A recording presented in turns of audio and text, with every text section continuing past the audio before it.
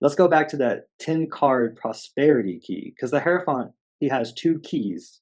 Because, the two keys. Well, there's two keys in the tarot. And that's the only keys symbols in the entire tarot system. So it's very important. So the first key is the prosperity key, which I'll show you today. And then the other one is the Kundalini key that's made with only major arcana cards. And it's all based on planetary connections that coincide with your chakra system. And it's all about raising your Kundalini chakras. And then once your Kundalini chakras are raised, that's when you can really tap into this prosperity key to manifest desires from your third eye. So there was 10 cards found inside the tarot grid that go from the Ace of Pentacles all the way down to the 10 of Pentacles in that zim zoom lightning bolt shape, or lightning bolt shape, that kind of stems like straight up from the 10 of Pentacles card. The tarot grid again, it has that purple seal of Saturn, and then the yellow line is that zim zoom lightning bolt that goes from the Ace of Pentacles to the 10 of Pentacles in zigzag formation, and this creates the 10 steps of the guided meditation of the prosperity card. Because Pentacles, they're like the suit that's all about prosperity, abundance, new relationships, money, career, projects, these kind of things. And also things that take time. So if it goes right through the middle of the seal, you're like blocking out all that stuff that takes a long time. I've kind of rotated too, if it even helps. So yeah, it does kind of. Yeah, so number one would be the Ace of Pentacles. Number two, the Two of Swords. Then you go all the way to the 3 in the zigzag, which is the Empress. Then all the way to the 4 with the zigzag, 4 of Swords. And then the Hierophant. And then the 6 of Pentacles to the 7 of Swords, to the Strength card, to the 9 of Pentacles, down to the 10 of Pentacles. And that's the prosperity key, right through the middle eye of the tarot grid. So this is the Kabbalah Tree of Life. And so inside the middle, remember I showed you the Star of David with Kabbalah Tree of Life? Well, you can also create a seal of Saturn with the Kabbalah Tree of Life. You see how different points touch certain spheres?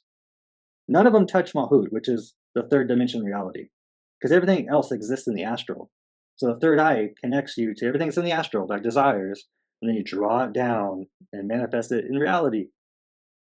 And so this goes along with the 10 cards of the prosperity key and the Kundalini key, which I may be able to show you at a later date. But here's the prosperity key in shape like the Kabbalah Tree of Life, and you can make a seal of Saturn in there if you wanted to. There, see, the seal of Saturn. And it doesn't touch the 10th one. And then I have the Fool card over there, because the Fool card connects to Dot, which is the seed, the unseen hidden Sephira. And that's why even the Fool is number 0, because like it doesn't really exist. But we are the Fool, and we're the Fools, like the tarot practitioner. So it's us going through these steps of learning how to manifest our prosperity, manifest our desires. And then I'll show you like the step by step and the consciousness that you should have to tap into the cards, and then it helps you manifest your desires. I'll read it to you. But the Ace of Pentacles for the prosperity key, it's like you must have a desire, represented here with the pentacle, like the God hand has. And then think of God's hand here holding this pentacle as if he is installing with you a desire for desire. And then God is urging you to place this coin through the hole in the grassy wall, pushing you out of your comfort zone and nudging you to get the ball rolling. This card is associated with the Hebrew letter He, meaning window. Therefore, God is urging you to take a leap of faith and jump at the window of opportunity. And sometimes when you have a really good idea just pop in your head, or maybe someone tells you, I think you should do this, and they're speaking from their heart, then that's kind of like that window of opportunity. That's the thing you do. Sometimes people don't know what to do, but then someone who really cares about you says, hey, don't you think you should do this, whatever it is, start this business or write that book or do this project, something like that. Then that's what you do. So the Two of Swords, it shows the new moon, which is important. Like when you set new moon intentions and the moon magic, it's all about that. So you search within to pinpoint your true desire and be honest with yourself, because the waxing crescent moon signifies the beginning of the month and marks the pristine time to plant spiritual seeds. So there's a very little to no visible moon during the new moon phase. And since the moon influences our emotions and emotions influence our decision making, this is the best time to set intentions for what you truly want and not based on what others want for you.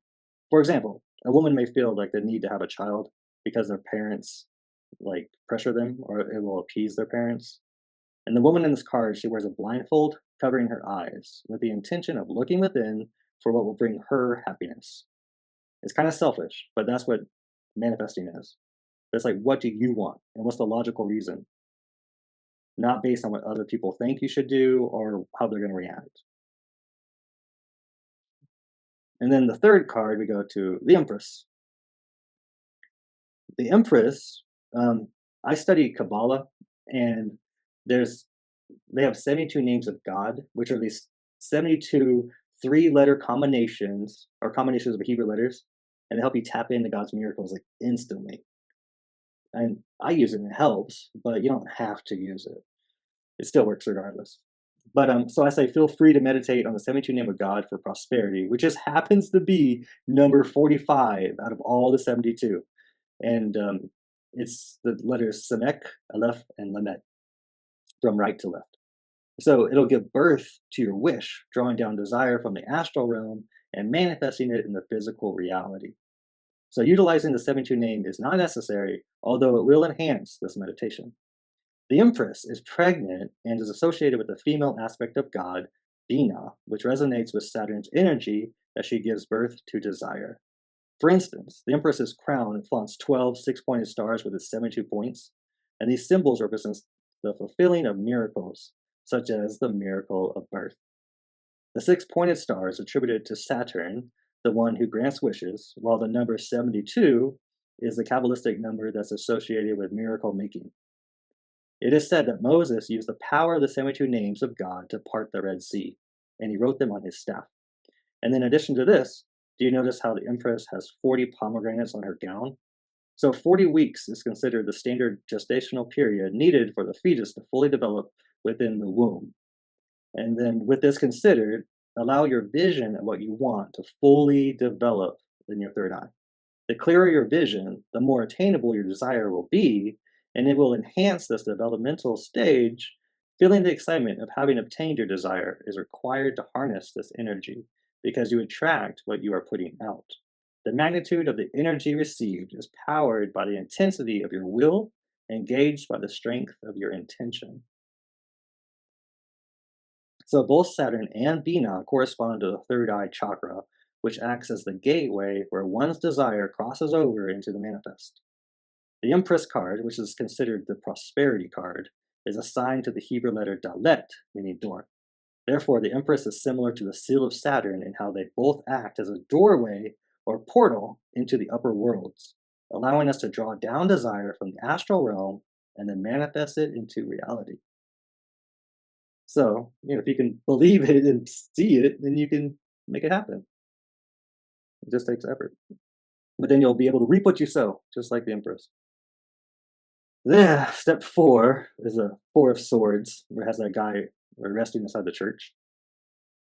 So, focus on your desire just before bed or while meditating, and know that your higher self will work diligently to program your subconscious while your mind is at rest. Your brain will begin to work on autopilot, finding ways to make your desire a reality in your waking state. This card depicts a knight that wears golden armor, lying on a golden bed that displays a golden sword. And this sword represents the knight's golden wish. The knight feels as though he's worth his weight in gold and is worthy of receiving blessings. This card also has a woman pictured in the stained glass window, and she's bowing down before a saint, asking for a blessing. The woman pleads to the saint with her heart on her sleeve, and if you look closely, you'll notice that a heart symbol is on her arm. The saint always answers yes, just as the Bible teaches, ask and you shall receive.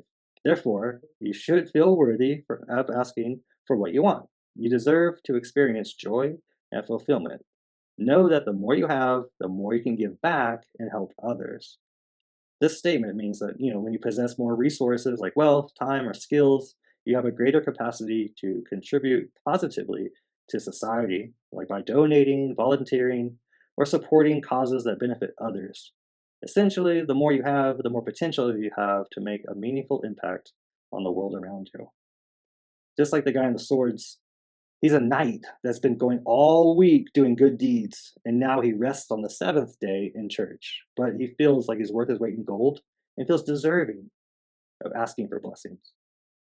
So you got to feel like you deserve it, and it could happen. Like it's like obtainable.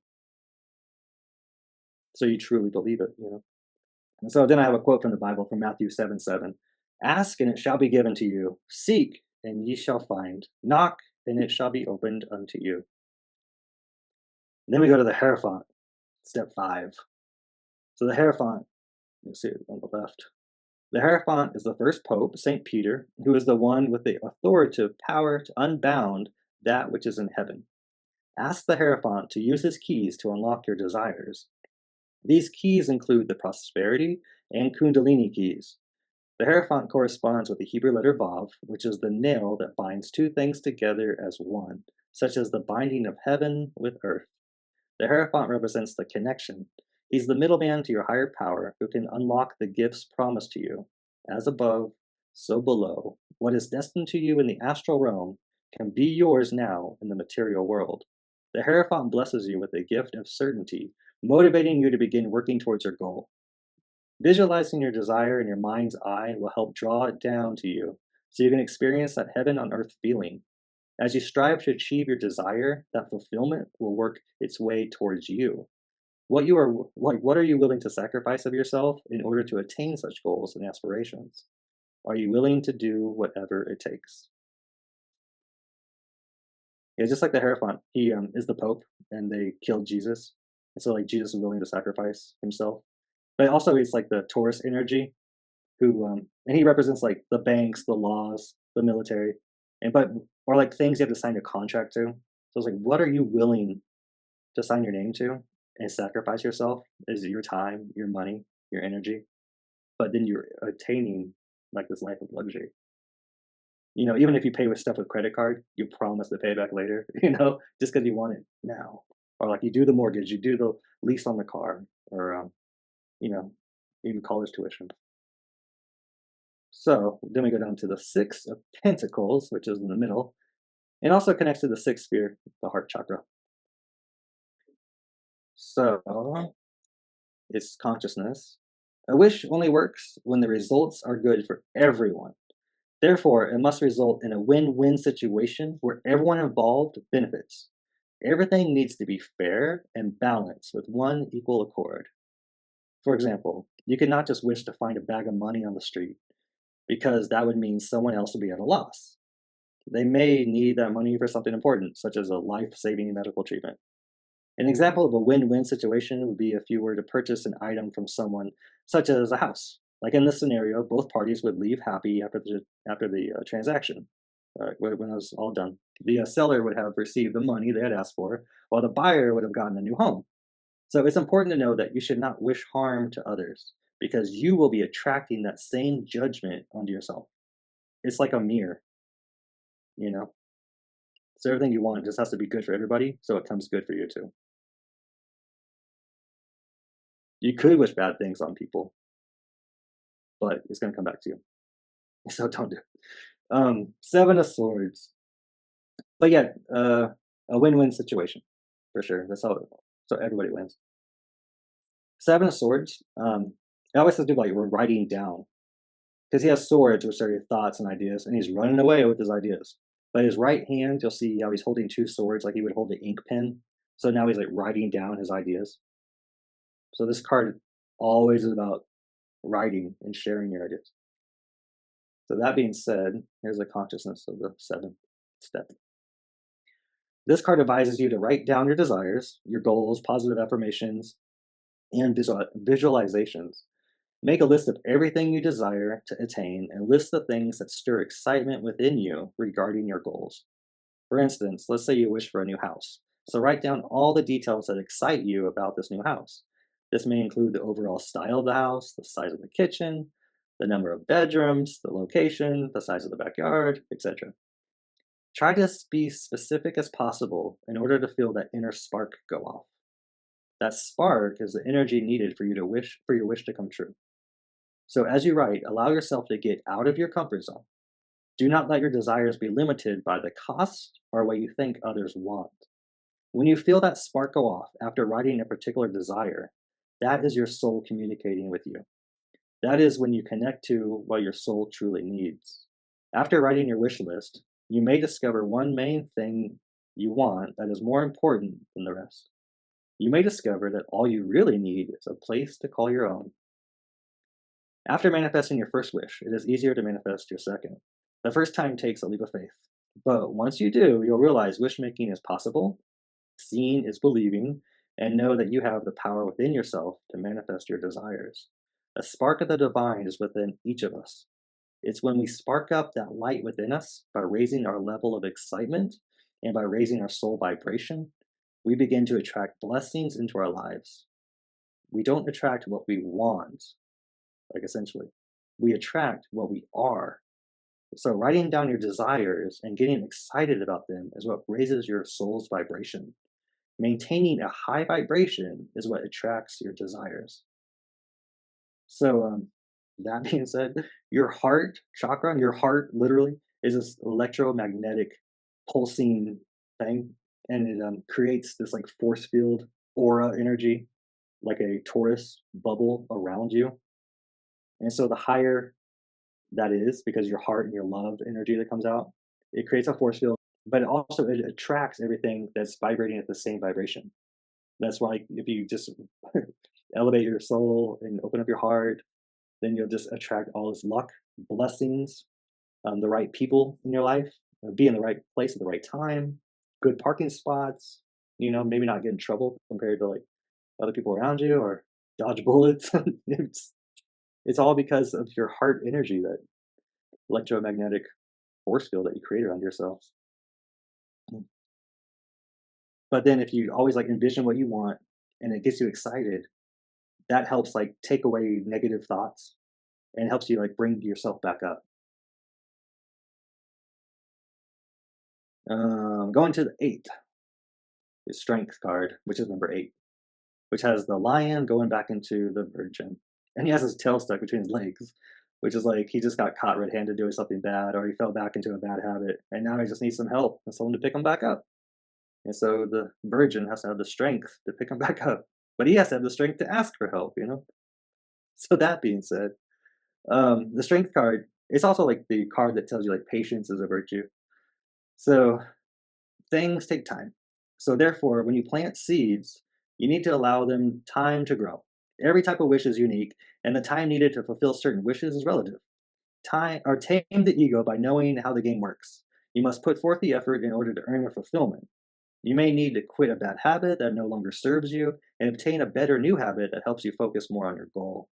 Try to remain focused on your wish and why you want it. This raises your self esteem and spiritual vibration. The reason why you want it is the thing that keeps you moving forward, and it motivates you to remain persistent. Having the strength to endure and remain patient. Whatever you put out into the world will always come back to you. The more positivity you project out into the world, the more blessings you'll attract. The Hebrew letter assigned to this card is Teth, which means coiled serpent, and it relates to the Kundalini serpent when it's at its base chakra, because coiled is like the very bottom about to spring up. So, this alludes to the importance of maintaining a high spiritual vibration and always strive to maintain a raised Kundalini. So, reactive behavior, toxic speech, negative thoughts, or consuming drugs and alcohol can lower your vibration. However, don't be too hard on yourself. You can always rise back up from a fall. So, we're all human, and stuff triggers us, or we get into a bad habit, or we don't get enough sleep sometimes, or we overeat. But don't worry, you can always like bounce back up and just keep your eye on the prize and try to maintain that vibration. And then we get on to the nine. The nine is the Nine of Pentacles, which has the maiden waiting inside the vineyard, and she's waiting for her suitor to arrive.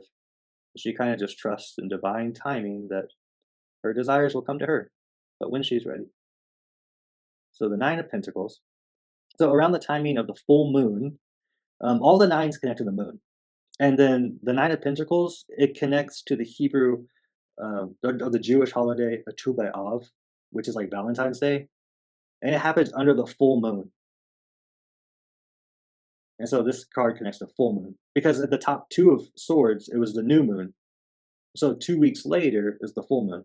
Just like tomorrow's the 15th, and it's the 15th day of the lunar month.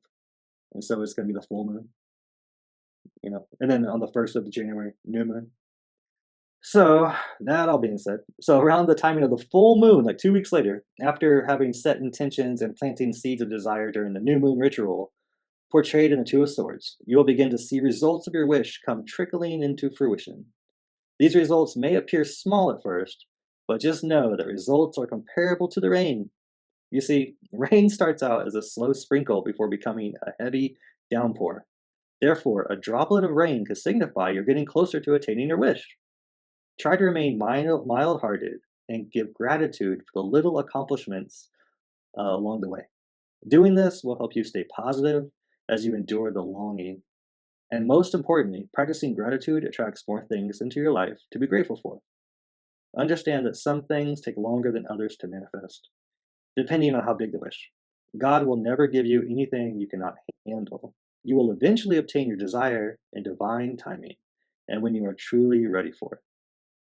So the peregrine falcon that the woman has is seen in this card. It was used for a sport in medieval times. And falconry was a sport practiced by nobility where they trained the birds to hunt. The nobles would train their falcons to hunt and eventually have the falcons return back to them with small prey. Training a falcon to do this, it took patience and a lot of trust. A person had to place their trust in the hopes it would return. To build trust, the falcon was given a small treat or piece of food each time it returned. And even when the falcon would return without prey in its talons, it still was rewarded for coming back to the owner. Therefore, it is advised to show gratitude for the small accomplishments along the way because they lead you closer to achieving bigger dreams. All right, the last card, the Ten of Pentacles. So this is the manifestation card because the Ten of Pentacles, it's like the Kabbalah tree of life, there's 10. And it's always like manifest. When you have them all radiating, all your chakra systems, it's like you start to manifest things quickly. Just like I told you about that force field around you, that Taurus field, you start to attract all this abundance and prosperity and good luck and good people and everything. And so even God created the world in 10 utterances, like 10 things he said. He said, like, let there be light, and there was light. In the book of Genesis, there's like 10 sort of things that God said to be, and it was created. And also there's like 10 dimensions and 10 commandments, 10 spheres. It's all about manifesting. So let's read the Ten of Pentacles. This card betrays the old man relishing in his wealth. And so this is the final step. It requires you to enjoy what you've manifested and devote some time practicing gratitude. Be at peace now, knowing that the key to unlock desire from the higher dimension is real and is yours to utilize forever. This card's esoteric title is the Lord of Wealth. This card represents prosperity manifested. You are meant to have it all. Life is supposed to be enjoyed. And then once you learn the rules to the game and adapt accordingly, we can create for ourselves a heaven on earth. And then I end with a quote by Karen Berg, who's the founder of the Kabbalah Center. She says, when your dreams are based on how you can improve the lives of others, the whole universe conspires to make your dreams come true. That's the secret.